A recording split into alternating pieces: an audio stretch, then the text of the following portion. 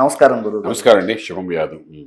మీకు ముందుగా సంతోషం. క్రోధినామ సంవత్సరం శుభాకాంక్షలు. సంతోషం అండి. అందరికీ కూడా ప్రేక్షకులందరూ కూడా రోజునామ సంవత్సర శుభాకాంక్షలు.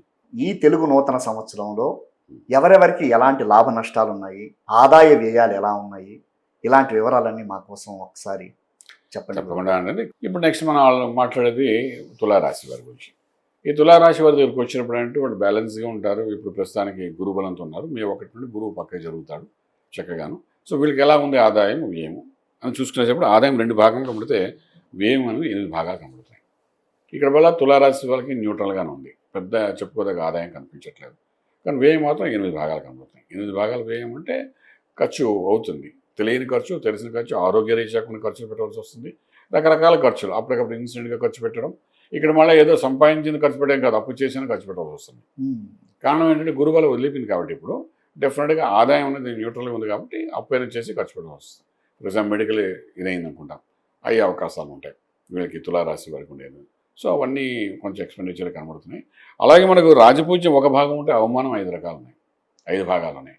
సో ఇక్కడ రాజపూజ్యం కూడా లేదు. అంటే ఏమైందంటే కొద్దిగా అవమానం పడ్డాము, కొంచెం రిలేషన్లో దెబ్బతిండడము, చుట్టాల్లో బంధువర్గంలో ఇబ్బంది పడ్డాము, ఇవన్నీ కొంత తులారాశి వరకు కనబడుతుంది. మంచి కొడితే చెడు జరగడము, ఇలా రకరకాల విదేశాలకు వెళ్తే ఏదో ఆనందంగా వెళ్ళాలనుకుంటే అక్కడ ఏదో మానసిక ఒత్తిడి కలగడము.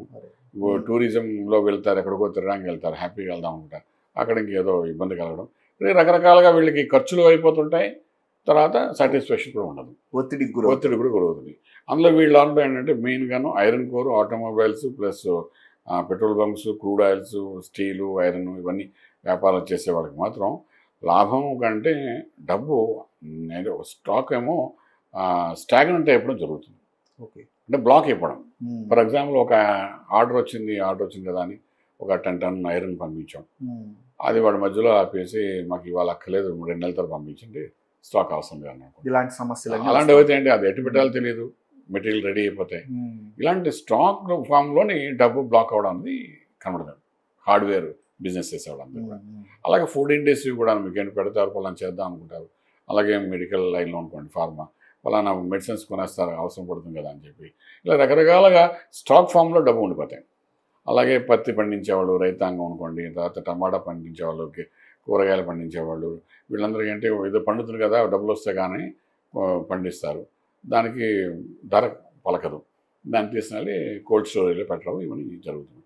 సో ఈ రకంగా కొంతవరకు బ్లాక్ అయిపోతుంది మనీ, అదైతే షూర్ కనబడుతుంది. అటువంటి అలాగే రాజకీయంలో కూడా డబ్బు పెట్టాలి, ఇప్పుడు గెలుస్తాడని అనుకుంటారు, ఆఖరి విషయాలు కన్ఫ్యూజ్ అవుతారు, డబ్బు పెట్టలేకపోతారు.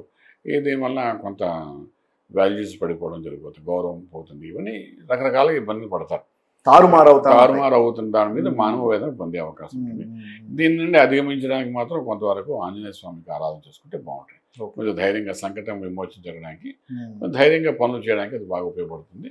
సో అట్స్ గుడ్ సైన్, అలా చేసుకుంటే వెళ్ళిపోతే బాగుంటుంటాం. దీని తర్వాత మనకు కనబడేది వృశ్చికం.